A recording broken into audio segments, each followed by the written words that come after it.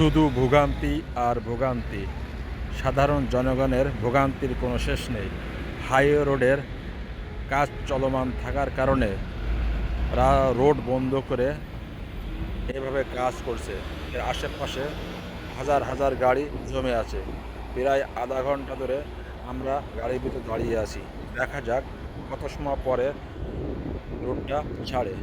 এই ভোগান্তি শুধুমাত্র বাংলাদেশে আছে, অন্য কোনো দেশে এরকম ভোগান্তি নেই। দুই পাশে হাজার হাজার গাড়ি জমে আছে আর রাস্তার কাজ চলমান, কিছুই করার নেই। সিঙ্গেল করে ফেলছে রোডটা, এই কারণে এক লেন দিয়ে গাড়ি যাচ্ছে আর আশেপাশে দুই পাশেই হাজার হাজার গাড়ি জমে আছে। এইভাবে আমরা প্রায় 2 ঘন্টা যাবৎ দাঁড়িয়ে আছি। তাহলে বোঝেন এবার বিষয়টা, আশেপাশে কতগুলো গাড়ি জমে আছে। দেখুন এখন টোটালি রোডটা ব্লক হয়ে গেছে, রাত হয়ে গেছে। এই যে আস্তে আস্তে গাড়ি চলাচল করছে।